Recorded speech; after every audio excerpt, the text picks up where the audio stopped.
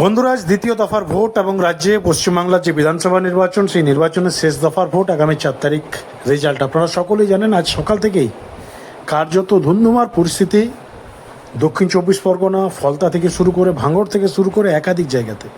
তার কারণ এই যে এরিয়াগুলোতে আজকে ভোট হচ্ছে, এই এরিয়াগুলো এতটাই ডিস্টার্ব হয়ে আছে লাস্ট 15 বছর, 20 বছর, 25 বছর ধরে, যেগুলোকে শুধরানো ওই 2-4 দিনের পসিবল নয়। এখানে টোটাল মেশিনারি কারাপ্টেড।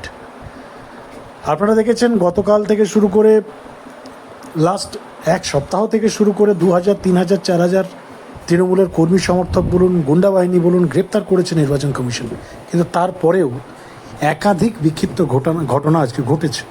যেমন ফলতায় বিজেপির যে বাটন, সেখানে টেপ দিয়ে দেওয়া হয়েছিল। পানিহাটিতে যেখানে ক্যান্ডিডেট অভয়ার মা আপনারা জানেন, সেখানে বিজেপির যে বাটন, সেখানে কালি দিয়ে দেওয়া হয়েছে, যাতে বিজেপির বাটনে যদি কেউ ভোট দেয় তার আঙুলে যেন কালি ছাপ লেগে যায়, এবং সেটা সহজেই যাতে তৃণমূলের যারা দুষ্কৃতী বা গুন্ডা বাহিনী তারা যেন আইডেন্টিফাই করতে পারে।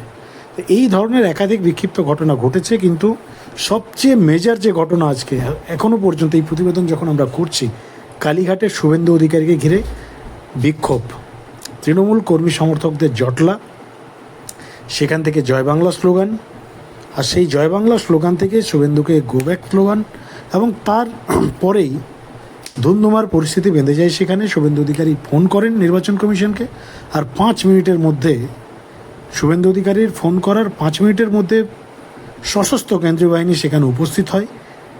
কালীঘাট চত্বর ঘিরে ফেলা হয় এবং উদুম লাঠিচার্জ। দেখুন, নির্বাচন কমিশনের পক্ষ থেকে অলরেডি এই ধরনের গাইডলাইন্স দিয়ে দেওয়া হয়েছে যে বুথের 100 মিটারে যেন লোকজন না থাকে।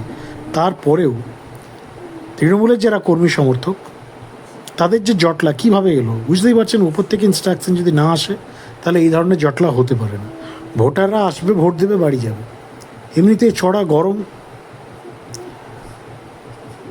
কিন্তু তারপরেও যদি আপনারা দেখেন কোনো জায়গাতে জটলা হচ্ছে, কোনো জায়গাতে একটা দলের অধিকাংশ পাবলিককে দেখা যাচ্ছে, তার মানে উপরের ইনস্ট্রাকশন রয়েছে কিছু ডিস্টার্ব করার। যদিও কেন্দ্রীয় বাহিনী তার ভূমিকা সঠিকভাবেই তারা পালন করেছে। দেখার বিষয় বন্ধুরা, শুভেন্দু অধিকারীর বক্তব্য যে এবার ভবানীপুরে তিনি লিড করবেন, তিনি এগিয়ে থাকবেন, এবং মমতা ব্যানার্জির যে বুথে ভোট দিয়েছে সেই বুথে মমতা ব্যানার্জির থেকে আমার ভোট বেশি থাকবে। অর্থাৎ কড়া চ্যালেঞ্জ, মুখ্যমন্ত্রীকে দ্বিতীয় নম্বরে রাখার চ্যালেঞ্জ এবং সরকার গঠন করার চ্যালেঞ্জ। বন্ধুরা, অবশেষে 4 তারিখ জানা যাবে মানুষের ভোটের রেজাল্ট। মানুষ কাকে পছন্দ করছে, কার পক্ষে বেশি ভোট, এবং কোন দল আলটিমেটলি ক্ষমতায় আসতে চলেছে। আপনাদের কি প্রতিক্রিয়া, রিয়াকশন লিখে জানান। আর আজকের ভোটের সমস্ত আপডেট দেখার জন্য অবশ্যই চ্যানেলটিকে সাবস্ক্রাইব করুন।